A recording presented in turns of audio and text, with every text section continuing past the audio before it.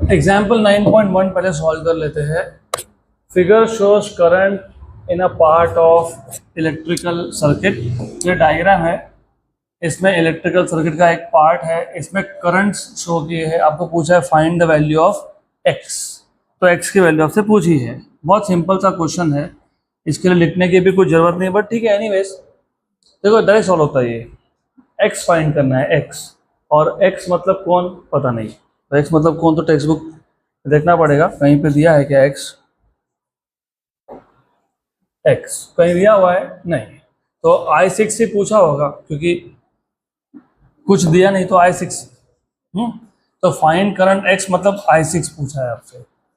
अब देखो ऐसा है, इसको सॉल्व क्या ही करना है तो मैं करके दूंगा, लेकिन ये 17 एम्पियर है ना, 17 है। Very good. ये कौन है पता है? जंक्शन। कौन है ये? जंक्शन। जंक्शन पॉइंट पे करंट क्या होता है? या तो स्प्लिट होता है या तो मीट होता है, मर्ज होता है। अब यहाँ पे एरो हेड देखो, एरो मतलब यहाँ से 3 एम्पियर बाहर गया, 17 में से 3 गया, तो ये कौन है? 14। फिर यहाँ पे देखो, यहाँ से 2 और बाहर गया, तो ये कौन है? 12। 12 में से 9 इधर गया, तो यहाँ कितना जाएगा? 3। कहाँ जाएगा? 3, बराबर। तो आंसर तो 3 होना चाहिए। कितना होना चाहिए? कितना होना चाहिए? 3। 17 एम्पियर बी पॉइंट पे 3 गया बाहर, मतलब यहाँ पे आया 14। 14 में से 2 यहाँ गया, यहाँ पे आया 12। 12 में से 9 यहाँ गया, तो यहाँ पे कितना आएगा? कितना आएगा? 3। Unless there is some mistake in the question, unless and until. तो अगर कुछ गलती हुई नहीं होगी तो क्वेश्चन में, तो देखो अब यहाँ पे ना गड़बड़ ऐसा लग रहा है कि कहीं ना कहीं एरो हेड की गलती कर दी, कहीं ना कहीं पे एरो हेड का गड़बड़ है, क्योंकि आंसर उन्होंने दिया हुआ है कितना? 7। और एक बार देख लो, 17 था, बाहर का एरो है तो 3 गया, तो यहाँ पे कितना आया? 14। 14 होगा ना, 17 में से 3 गया तो 14। फिर ये भी बाहर का एरो है, कितना आ गया? कितना आ गया? 12। अब सोचो, अगर इस एरो को उल्टा कर देता, 17 में से 3 यहाँ जाता, 14 यहाँ आता, और ये एरो को उल्टा करता, उल्टा, तो ऐड होता ना, तो 14 और 2 16। 16 में से 9 यहाँ गया, तो यहाँ पे, तो उन्होंने टेक्स्ट बुक में जो आंसर दिया है वो ऐसा उल्टे एरो के लिए है, बराबर। यहाँ तक क्लियर? हम लोग इसको ऐसा ही सॉल्व कर लेंगे जैसा डायग्राम है वैसा। और अगर आपको इक्वेशन के फॉर्म में लिखना हो तो क्या ही इक्वेशन का फॉर्म है, I1 क्या क्या बन गया? I1 किस में स्प्लिट हो गया? I2 और I3। तो I1 क्या होगा? I2 plus I3। इसमें से फिर I3 मिल जाएगा आपको, I1 minus I2। What is the value of I1? 17. And what is this? 3. So what is I3? 14. वही तो लिखा मैंने, वही तो लिखा है। फिर I3 किस में और किस में स्प्लिट हो गया? I4 plus I5। तो I5 कितना होगा? I5 कितना आएगा? I3 minus I4। I3 कितना है? 14, और I4 कितना है? 2। तो कितना आ गया? 12। अगर ये एरो में उल्टा कर देता ना, तो बीच में क्या आता? प्लस, लेकिन हम लोग इसको ऐसा ही रखेंगे। देन I5 क्या बन गया? I6 plus I7। तो I5 equal to I6 plus I7। तो I6 क्या आ जाएगा? I5 minus I7। I5 की वैल्यू कितनी है? 12। I7 कितना है? 9। तो कितना आना चाहिए? 3। तो डायग्राम के हिसाब से 3 आना चाहिए। Next question. Next question. 2 batteries of 7 volt and 13 volt and internal resistances 1 ohm and 2 ohm respectively are connected in parallel with a third resistance of 12 ohm. Find the current through each branch of the circuit and the potential difference across 12 ohm resistance. Okay, तो सबसे पहले ऐसे type के questions में आपको circuit बनाना पड़ेगा, क्योंकि दिया नहीं है। क्या बोला है? 2 बैटरी है, 7 वोल्ट और 13 वोल्ट। एक 7 वोल्ट का जो बैटरी है उसका इंटरनल रेजिस्टेंस है 1 ओहम, और जो 13 वोल्ट का है उसका है 2 ओहम, और ये दोनों कैसे कनेक्टेड है? पैरेलल में। इनको किसके साथ पैरेलल में? 12 ओहम के साथ पैरेलल में। और आपको पूछा what is current in each branch and the potential difference. तो पहले सर्किट ड्रॉ करना सीख लो। ये हो गया, 2 बैटरीज थे ना, 2 सेल्स, 2 बैटरीज। तो पहले तो ये दोनों पैरेलल में है एक दूसरे के साथ, और एक 12 ओम के रेजिस्टेंस के साथ। तो अगर मैं यहाँ पे एक बैटरी दिखाता हूँ उसका इंटरनल रेजिस्टेंस, यहाँ पे एक बैटरी दिखाता हूँ उसका इंटरनल रेजिस्टेंस, तो ये हो गया आपके पास एक बैटरी सेल या बैटरी जो भी बोलो उसको। यहाँ पे हो गया एक। अगर ऊपर का जो सेल है उसको मैं E1 EMF बोल रहा हूँ, तो इसका इंटरनल रेजिस्टेंस हो गया स्मॉल r1, और ये है E2, तो इसका हो गया स्मॉल r2। और मैंने कल ही बताया था इंटरनल रेजिस्टेंस दिखाने के लिए हम लोग सेल और रेजिस्टेंस को साथ में दिखाते हैं, सेल और रेजिस्टेंस को साथ में दिखाते हैं, बराबर। अब एक प्रॉब्लम क्या है ना, जो तीसरा रेजिस्टेंस है 12 ओम, वो इन दोनों को क्या है? पैरेलल। अब कुछ केसेस में ना इतना कंफ्यूजन रहता है, समझ में नहीं आता है, पैरेलल फिर यहाँ लगाऊं कि यहाँ पे लगा के दिखाऊं, ऐसा बताओ तो। यहाँ दिखाओगे कि बीच में दिखाओगे? एक ही बात है, parallel is parallel, you show it here, you show it there, you show it ऊपर, एक ही बात है, डजंट मैटर रियली, क्योंकि पैरेलल है वो, राइट। तो उसका कोई फर्क नहीं पड़ता, तुम इधर दिखा दो तो उसको नीचे दिखाओ, ऊपर दिखाओ, कोई प्रॉब्लम नहीं है। यहाँ पे एक रेजिस्टेंस है, इसको कैपिटल R बोल देता हूँ मैं, ये बन गया सर्किट। अब एक काम और करते हैं, A B C D E and F नाम दे दिया। अब तुमको समझ में आएगा कि गिवन पैरामीटर में क्या क्या दिया हुआ है। एक तो E1 की वैल्यू है कितनी है? 7 वोल्ट।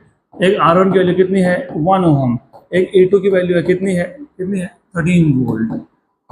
और एक R2 की वैल्यू कितनी है? 2 ओहम। और एक कैपिटल R की वैल्यू है 12 ओहम। ये सब दिया हुआ है तुमको। और फाइंड करने के लिए क्या बोला है? Find what? Find number 1, find the current through each branch. अब यहाँ पे ब्रांचेस है तुम्हारे पास A to F, B to E और C to D। अब देखो करंट E1 से आया I1 और E2 से आया I2, ये जंक्शन पे दोनों कंबाइन होके बन गए I1 प्लस I2 जो R से गए। फिर वो E पे आए, I1 जहाँ से आया था I1 वहाँ गया, और I2 जहाँ से आया था I2 वहाँ गया। Current through each branch, what is current through the upper branch? I1। What is current through lower branch? I2। What is the current through mid branch? I1 plus I2। मतलब तुमको find सिर्फ करना है I1 I2, done. दोनों को add कर लोगे तो तुमको तीसरी ब्रांच का करंट मिल ही जाएगा, तो अब आखिरी में लिख देंगे। तो चलो लिखना है तो यहीं लिख देते, कोई बात नहीं, I1 प्लस I2। और क्या फाइंड करना है? Potential difference. कहाँ पे? 12 ओहम के रेजिस्टेंस पे, मतलब यहाँ पे। एक काम करता हूँ ना, इसको बोलता हूँ V। क्या बोलता हूँ? V। फॉर्मूला मैं लिखने नहीं वाला। आपको पता है पोटेंशियल डिफरेंस कैसे निकालते हैं? V equal to IR। 12 ohm, तो R की वैल्यू कितनी है? 12। I कितना है यहाँ पे? I1 plus I2। तो what is potential drop? I1 plus I2 into R। हो जाएगा। तो इतना फाइंड कर लो। अब फॉर्मूला में लिख नहीं रहा, मैं डायरेक्टली सॉल्यूशन स्टार्ट करने वाला हूँ। तो ऐसा है, सॉल्यूशन स्टार्ट करना है सीधा सीधा। तो ये सर्किट लगने वाला है, तो इस सर्किट को कॉपी कर लेते हैं अगले पेज पे, और then we start with solution. ये सबसे पहले यू हैव टू थिंक कि कैसे मैं फाइंड करूंगा I1 I2। सोचना पड़ेगा I1 I2, I1 I2, I1 I2, 2 variables, 2 unknown. कितने अननोन? तो 2 अननोन को अगर सॉल्व करना है तो कितने इक्वेशंस चाहिए? 2। तो तुमको 2 इक्वेशन बनाने पड़ेंगे I1 और I2 में, और उसको सॉल्व करना पड़ेगा। ऐसा उसका लॉजिक होता है। तो अभी तुमको ये सोचना पड़ेगा कि मैं कौन से दो लूप ले लूँ। फिर एक काम, कोई कोई भी दो ले लो। मैं रिकमेंड करूंगा एक ऊपर का ले लो, एक नीचे का ले लो, ठीक है। एक ऊपर का लेते हैं, तो कंसिडर लूप ए। ट्रेसिंग तुम बता दो कैसे ट्रेस करना, तुम बोल दो। ए से बी करूँ क्योंकि पहले ए से एफ जाऊँ। ए ये वाला क्लॉकवाइज है और वो एंटी क्लॉकवाइज है, क्या करें? Anti clockwise. तो ए बी ई एफ ए। जब तुम ए से बी जा रहे हो कोई ड्रॉप ही नहीं है, कुछ है ही नहीं। बी से ई जा रहे हो तो minus I1 plus I2 into R. E to F nothing then here कितना करंट है? हियर I1, तो क्या आएगा? Minus I1 R1 plus E1 equal to क्या? इक्वल टू 0 लिखते हो ना। हाँ, तो E1 क्या आ गया? E1 क्या आ गया? I1 R1 plus I1 plus I2 into capital R। E1 की वैल्यू 7 वोल्ट थी, I1 तो फाइंड करना है, R1 की वैल्यू 1 थी तो लिखा नहीं। I1 प्लस I2 और R कितना है? 12 है, तो 7 इक्वल टू, देखो ये 12 I1 और ये I1 तो कितना हो गया? 13 I1 और ये कितना हो गया? 12 I2। Equation number 1। अब सिमिलरली तुम ऐसा करो, तुम दूसरा लूप ले लो। अभी क्या करें आप बताओ?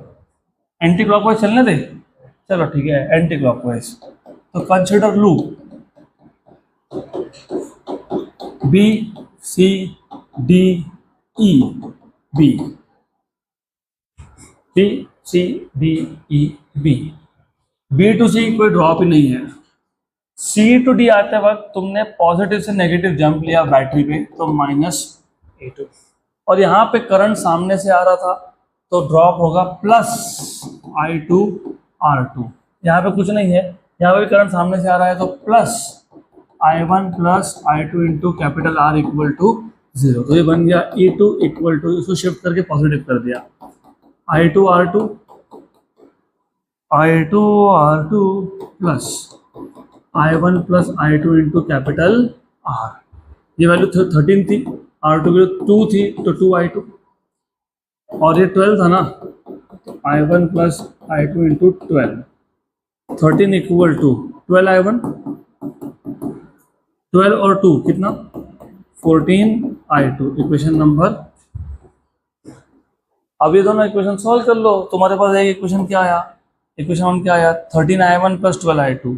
13I1 plus 12I2 equal to 7। दूसरा इक्वेशन क्या आया?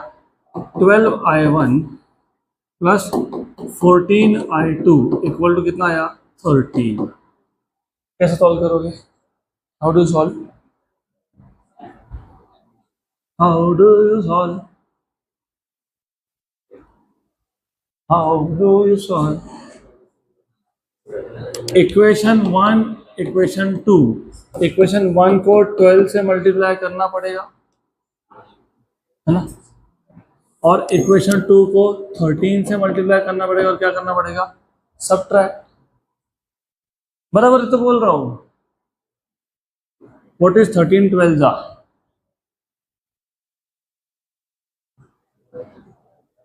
अरे बाप रे, 12 12 जा 144, तो 12 13 जा प्लस 12 कर लो ना, 156। I1 12 12 जा 144, I2 12 7 जा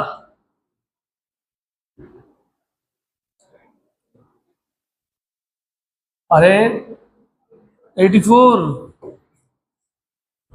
उसके बाद सेकेंड इक्वेशन 13 से मल्टीप्लाई किया 156, 13 इंटू 14, 13 13 169, तो 13 14 169 में 13 ऐड करो 182, कितना? 182, 13 इंटू 13 169, माइनस माइनस माइनस,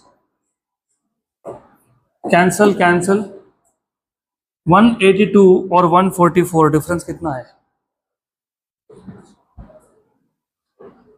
38।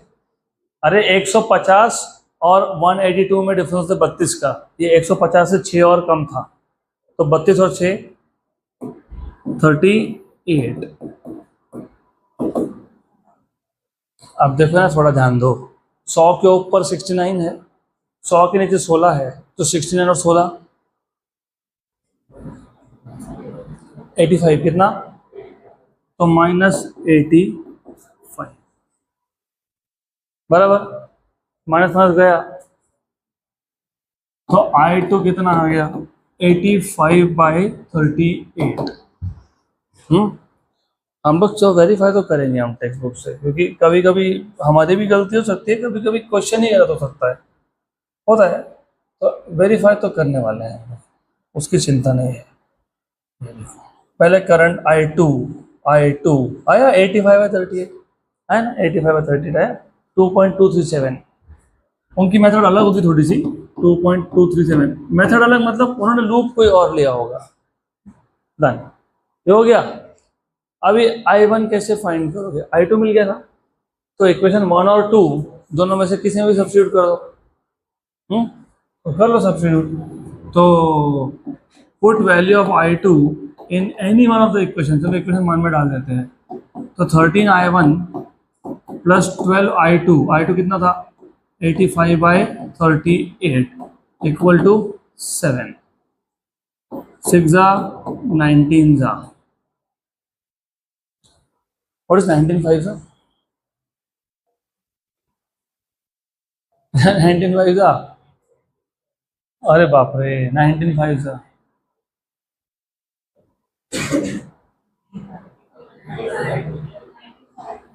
19 5 जा 95 होता है।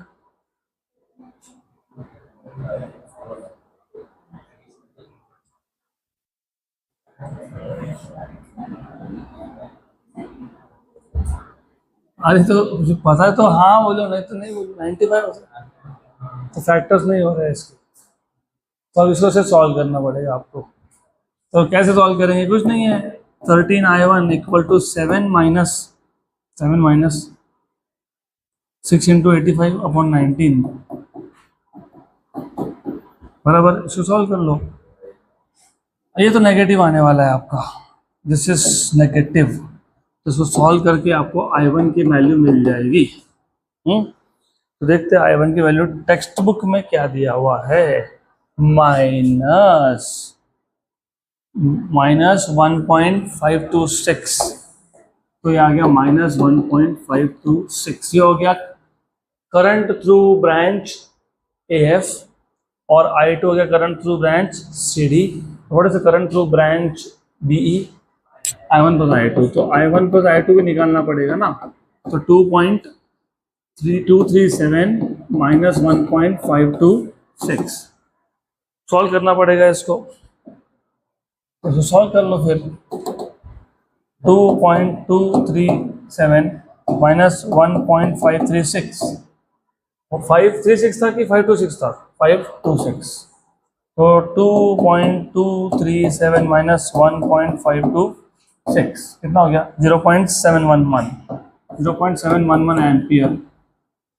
अभी आपको पोटेंशियल ड्रॉप फाइंड करना बाकी है, I1 plus I2 into R, तो 0.711 इंटू R की वैल्यू कितनी है 12, तो लगभग कितना 12 से जो तुमने बताया था 84, तो 8.4 के आसपास आएगा, इंटू 12 8.52 वोल्ट, तो 8.52 जो भी था आंसर वो 532 वोल्ट, तो 8.532 वोल्ट हो गया, क्वेश्चन खत्म।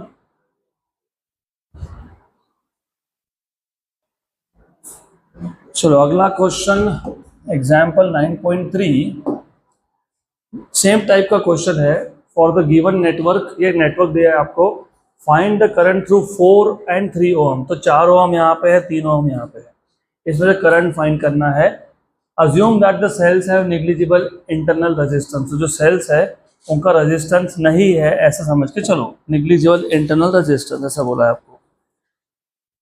तो how to solve this question, same type का ही क्वेश्चन है।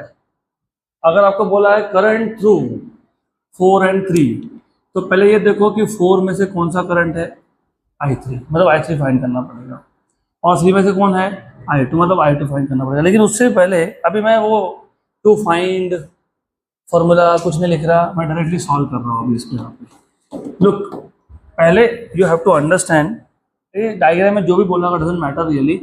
E2 में से I1 करंट ऐसा बोला है, ये जंक्शन पॉइंट है, क्या है ये, junction, and at this junction F, इस F जंक्शन पे अगर आप अच्छे से ध्यान दोगे ना, तो यहाँ से इफ यू लुक, ये करंट यहाँ से आया और ऊपर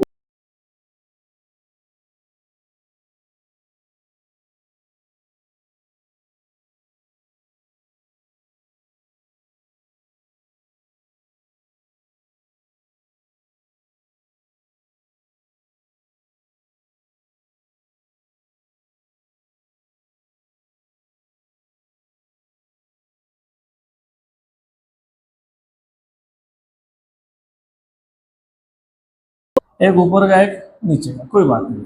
तो let us first start with FABCF। अभी इस बार क्लॉकवाइज जाएंगे, क्योंकि लास्ट टाइम हम लोग एंटी क्लॉकवाइज गए थे ना, तो दोनों की प्रैक्टिस हो जाएगी। तो consider loop FABCF। F to A जब जा रहे हो तो रेजिस्टेंस है, तो ड्रॉप होगा। I की वैल्यू कितनी है, I3, R कितना है 4, और डायरेक्शन ऑफ करंट और ट्रेसिंग क्या है, सेम, तो क्या लगेगा, माइनस। फिर यहाँ पे तुम नेगेटिव से पॉजिटिव पे जंप कर रहे हो, कितना वोल्ट है 5, तो +5।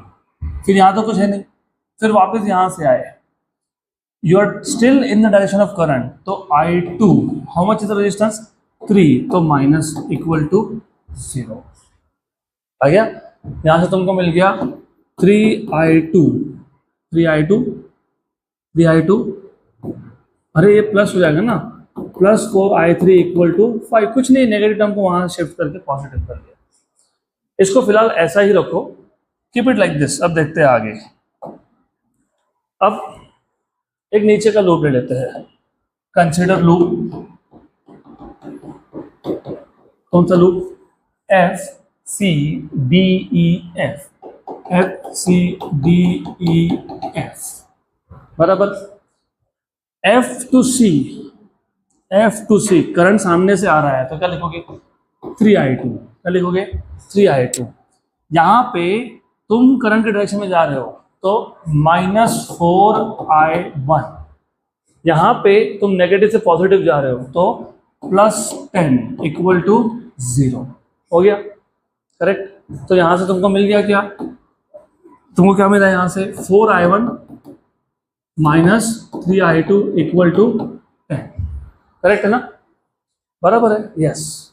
ये वहाँ गया पॉजिटिव हो गया, ये वहाँ गया, ये नेगेटिव आ गया, इक्वल टू 10। अब मैंने जानबूझ के बोला इसको फिलहाल ऐसा रखो। अगर मेरे पास दो इक्वेशन, दो अननोन हो तो सॉल्व होता है। यहाँ पे दो इक्वेशन, 3 अननोन है, इधर I2 I3 है, इधर I1 I2 है। तो इसके लिए मैंने बोला था कि I3 तुमको काम में आएगा, तो 3I2 + 4, क्या लिखोगे, I1 + I2 इक्वल टू 5। ये 4I1, ठीक है, ये 4I2 और 3 मतलब कितना, 7I2 इक्वल टू कितना हो गया, 5। इक्वेशन नंबर क्या आ गया, 1। अब देखो 1 और इक्वेशन नंबर 2, इसको सॉल्व करना। ये 4I1 है, ये भी 4I1 है, डायरेक्ट माइनस कर देना। तो इक्वेशन 1 में से 2 को सब्ट्रैक्ट कर लो, तो 4I1 + 7I2 equal to 5, minus 4I1 - 3I2 equal to 10, minus minus minus 7 minus minus मतलब 10, 5 में से 10 गए, -5, तो हाउ मच इज I2, -1/2 मतलब -0.5 एम्पियर। हम लोग आंसर वेरीफाई कर लेंगे टेक्स्ट बुक के साथ, क्योंकि अभी है ही हमारे पास फैसिलिटी, तो यूज करना चाहिए, कर लेते हैं। I2 की वैल्यू कितनी आई, -0.5, ठीक है। तो इसके लिए कोई टेक्स्ट बुक में सोल्यूशन दिया होगा, या मैं भी बता रहा हूँ, वैसा फॉलो करने की कोई ज़रूरत नहीं है। कोई भी दो लूप लो लगाओ, सॉल्व करो।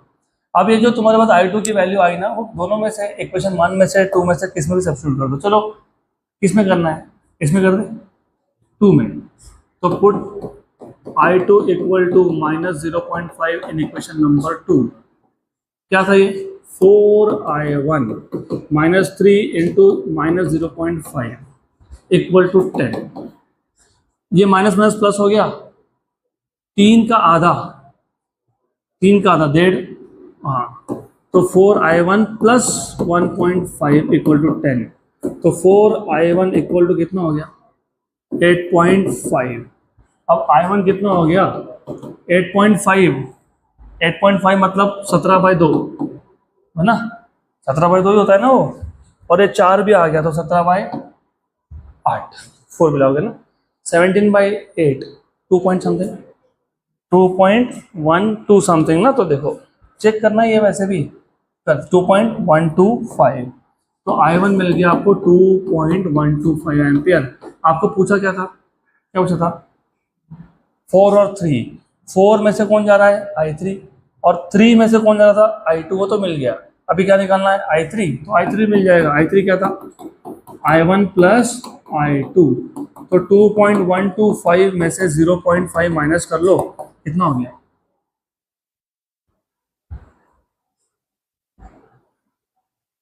अरे 2.125 में से 0.5 माइनस कर लो ना, नहीं 2.125 में से 0.5 माइनस करो, कितना हो गया 1.625। तो 1.625 एम्पियर, डन, खत्म। So that's it for today.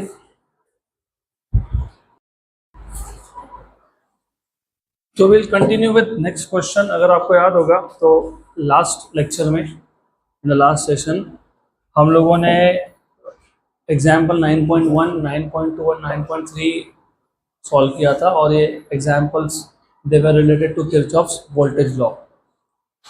तो वापस से ये जो क्वेश्चन है ये related to Kirchhoff's voltage law है। तो will solve this question. This is practice problem number 10 from your text book.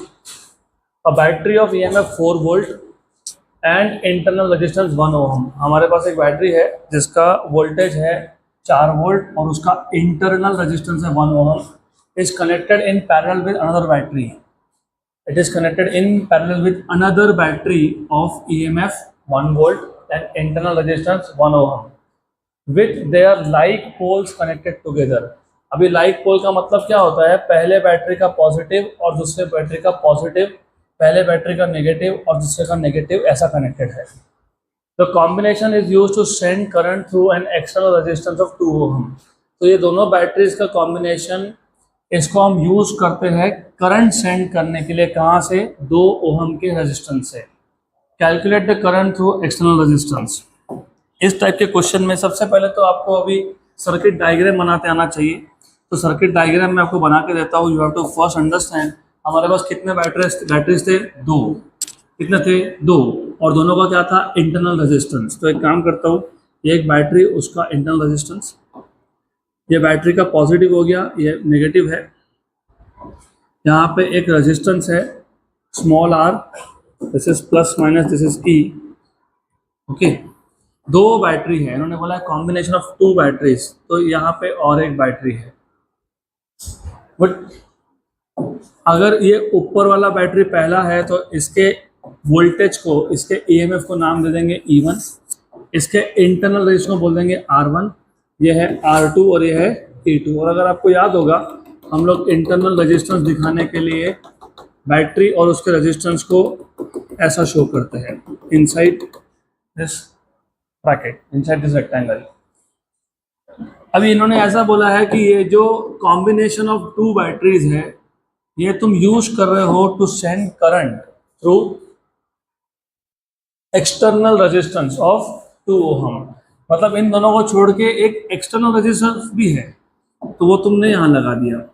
और मैंने कल आपको बताया था कि आप एक्सटर्नल रेजिस्टेंस को कहीं पे भी लगाओ, मतलब आप इसको नीचे, यहाँ या ऊपर, कोई फर्क नहीं पड़ता, सेम है, बराबर, गुड। और जो क्वेश्चन बोला था वैसे ही है क्या, पॉजिटिव के साथ पॉजिटिव, यस, नेगेटिव के साथ नेगेटिव, यस। अब गिवन पैरामीटर में आपको क्या क्या वैल्यूज दी है पहले वो आइडेंटिफाई करो। आपको पहले ईएमएफ दिया है, कितना दिया है 4 वोल्ट। इंटरनल रेजिस्टेंस दिया है, कितना है 1 ओहम, ऐसा बोला है उन्होंने 1 ओहम। और जो दूसरा बैटरी है उसका वोल्टेज कितना है 1, मतलब E2 की वैल्यू कितनी है 1, और R2 कितना है 1 ओहम। एक्सटर्नल रेजिस्टेंस कितना है 2 ओहम, राइट। अब इसको डायग्राम को कंप्लीट कर लो पहले। E1 से करंट आएगा I1, E2 से करंट आएगा I2। इसको A पॉइंट बोलता हूँ, उसको B बोल देता हूँ, उसको C बोल देते हैं, D, E एंड F। तो ये जो B पॉइंट है और ये जो E पॉइंट है, they are junctions. I1 current आया B पे और I2 भी आया B पे, और ये दोनों मर्ज हो गए, I1 प्लस I2 बन गए, कहाँ गए R पे। E पॉइंट पे आके I1 फर्स्ट बैटरी से आया था तो वो फर्स्ट बैटरी में वापस गया, I2 सेकेंड बैटरी से आया था तो सेकेंड में वापस गया। तो ये हो गया आपका सर्किट कंप्लीट, बराबर। This is complete circuit. अब आपको फाइंड क्या करना है, आपको फाइंड क्या करना है, क्या बोला है, calculate the current through the external resistance. External resistance में से करंट मतलब क्या, I1 प्लस I2। तो क्या फाइंड करना है आपको, I1 प्लस I2। ओके, तो अब ये डायग्राम को मैं कॉपी कर लेता हूँ अगले पेज पे, क्योंकि लगने ही वाला है ये। कैसे सॉल्व करेंगे, मैंने कल आपको मेथड बताया था, याद है क्या, क्या क्या फाइंड करना है, I1 और I2। तो दो लूप सिलेक्ट करो सच दैट एक लूप में I1 होना चाहिए और एक लूप में I2। तो अगर मैं ऊपर का लूप लेता हूँ A B E F A, इसमें कौन सा करंट है I1।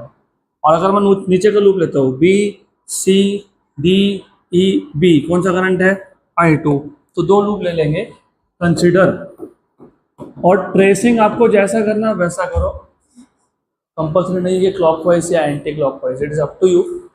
A B E F A, consider loop A B E F A, A B E F A, ये लूप ले लिया। A से B, यहाँ पे रेजिस्टेंस है क्या, नहीं। पोटेंशियल ड्रॉप होगा क्या, नहीं।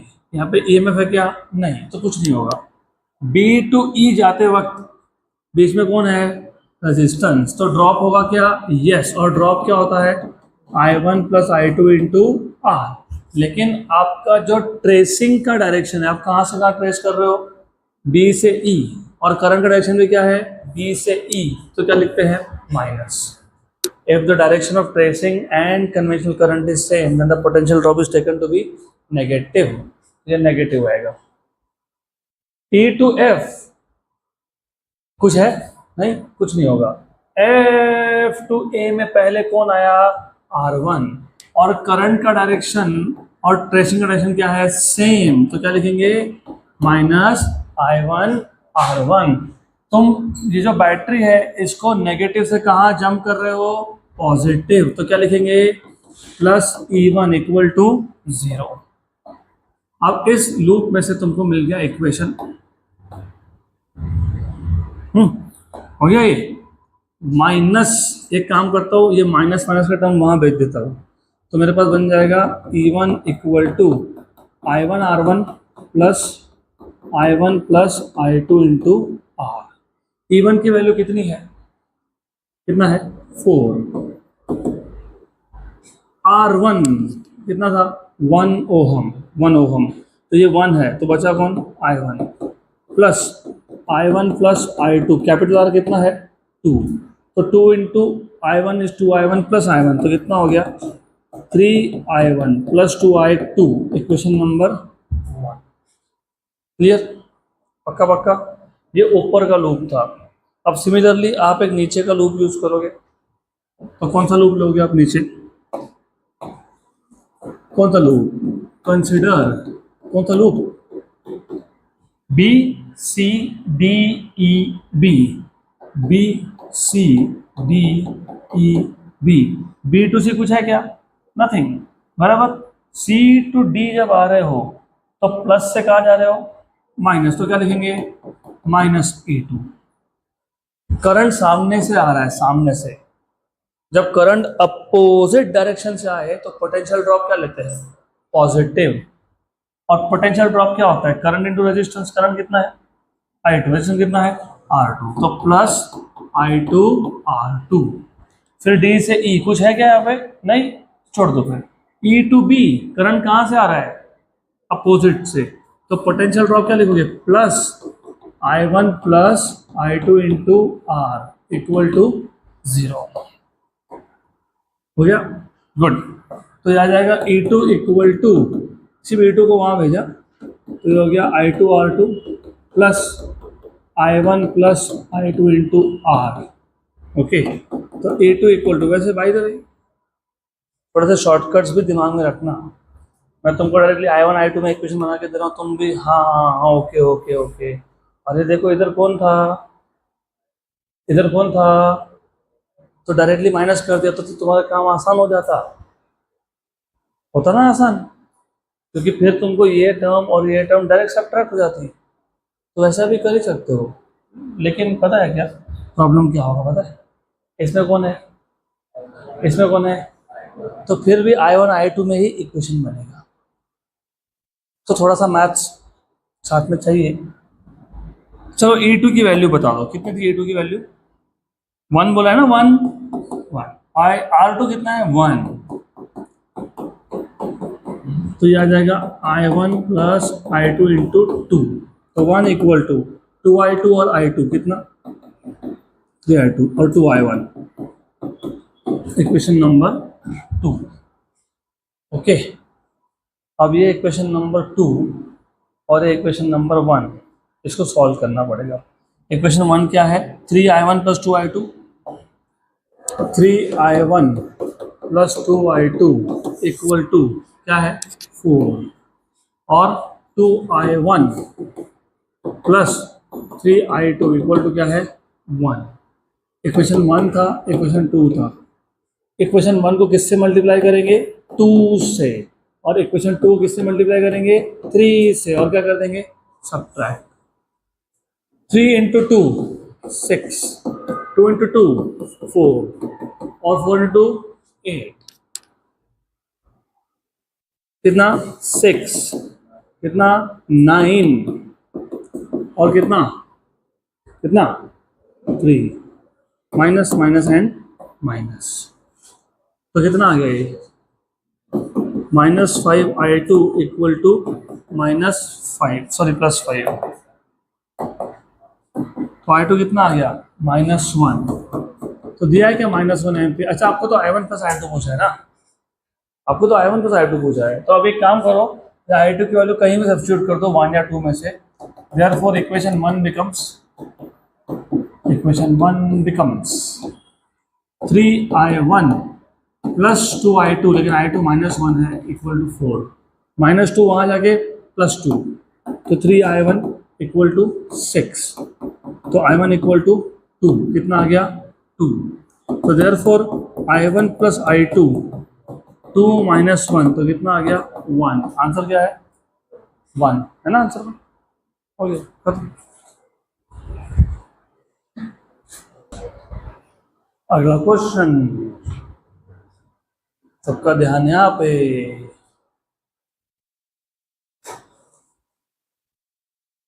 क्वेश्चन नंबर 11, ये भी आपके टेक्स्ट बुक का प्रैक्टिस प्रॉब्लम है।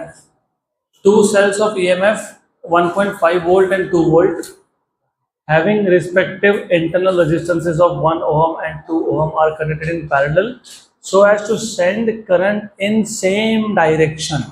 ये important है, so as to send current in same direction, same important word है, through an external resistance of 5 ohm। Find the current through external resistance। External resistance कितना है, 5 ओम, उसमें से करंट क्या होना चाहिए, सेम डायरेक्शन। तो पिछले टॉपिक में क्या किया था, फिर वही तो था। देखो आर क्या है, एक्सटर्नल रेजिस्टेंस है, उसमें से I1 और I2 किस डायरेक्शन में है, सेम, तो सेम ही सर्किट डायग्राम है। सर्किट डायग्राम में तो कोई चेंज नहीं है, क्वेश्चन को सॉल्व भी वैसा ही करना है, exactly same, no difference, nothing, सिर्फ वैल्यूज अलग है। पूरा मेथड सेम है, एग्जैक्ट कॉपी। E1 की वैल्यू दी है, E2 की वैल्यू दी है, R1 की वैल्यू दी है, R2 की वैल्यू दी है, कैपिटल R 5 ओम बोला है, ये 2 ओम है, ये 1 ओम है। E1 और E2 कितना बोला है? 1.5 एंड 2 वोल्ट। बस, गुड। क्या फाइंड करना है? करंट थ्रू एक्सटर्नल रेजिस्टेंस, मतलब क्या फाइंड करना है? I1 plus I2। तो फाइंड भी वही करना है जो लास्ट क्वेश्चन था। तो अगर सब कुछ सेम है तो मेथड भी सेम है, तो मेथड भी सेम ही रहेगा। तो क्या किया था पहले? फटाफट बताओ क्या किया था? क्या किया था? कैसे सॉल्व किया था इसको? दो लूप लिए थे, एक ऊपर का और एक नीचे का, तो वही वापस कर लो। तो कंसीडर लूप, कौन सा loop? A B E F A से बी नथिंग, बी से ई। करंट कितना है? I1 plus I2। रेजिस्टेंस कितना है? R। तो ड्रॉप कितना है? I1 plus I2 into R। और ट्रेसिंग का डायरेक्शन और करंट डायरेक्शन सेम है क्या? यस। तो क्या लगाएंगे? माइनस। E टू F कुछ नहीं है, F टू A करंट का डायरेक्शन सेम है, यस। तो पोटेंशियल ड्रॉप क्या आएगा? Minus I1 R1। और तुम माइनस से प्लस जा रहे हो क्या? यस। तो plus E1 equal to 0। Okay, तो ये आ जाएगा आपके पास E1 equal to I1 R1 plus I1 plus I2 into capital R। E1 की वैल्यू कितनी है? 1.5। I1 R1 1 है, तो I1 प्लस I2 इंटू 5। तो 5 I1 और I1 6 हो गया ये, तो 1.5 6 I1 और ये कितना हो गया? Plus 5 I2। बराबर, ये हो गया आपका इक्वेशन नंबर 1। अगर आपको चाहिए तो आप इसको 3/2 भी लिख सकते हो और 2 को वहाँ मल्टीप्लाई भी कर सकते हो, वो आपके ऊपर है। Equation number 1। देन उसके बाद क्या किया था? एक नीचे का लूप लिया था, है ना? तो कौन सा लूप? कंसीडर कौन सा लूप बताओ? B C B E B to C nothing.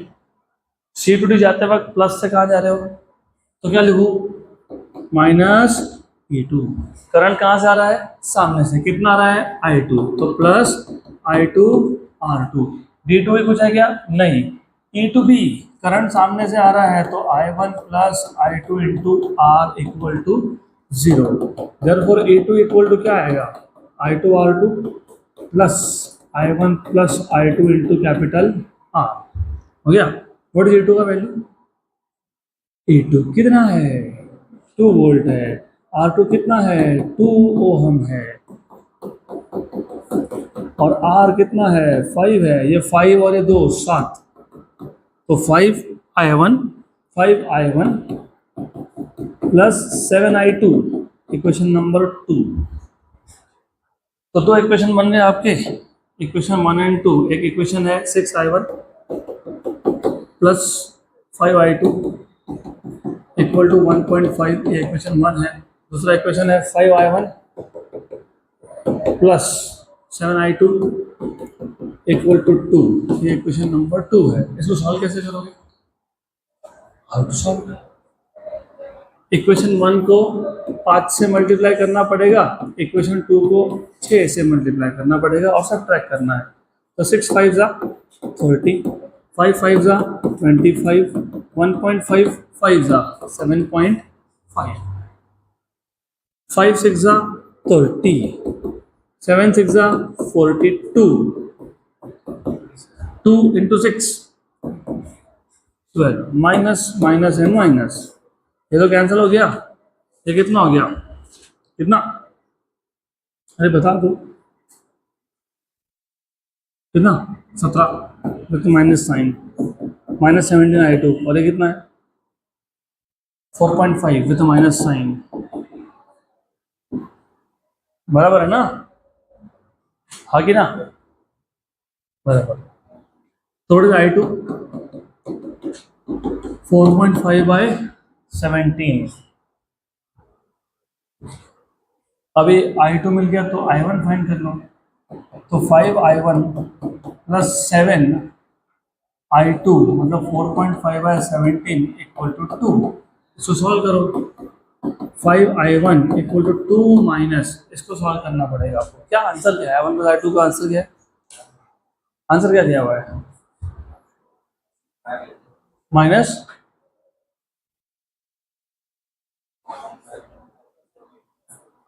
5 point something minus.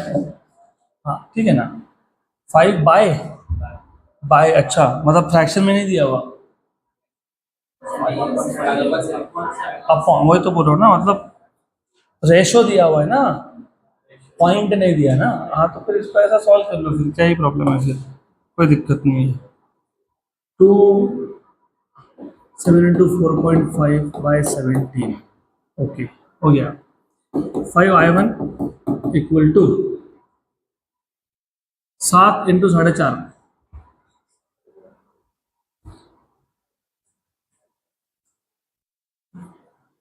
अरे बाप रे, 7 इंटू 4 28, 7 इंटू आधा 3.5, 28 से 3.5 31.5, 31.5, 17 टू ज़ा 34 माइनस 31.5 डिवाइड बाय 17।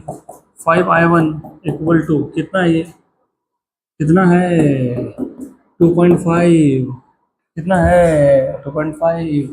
1 और कितना है? 2 है ना। तो I1 कितना आ गया? कितना आ गया I1? बताओ कितना आ गया?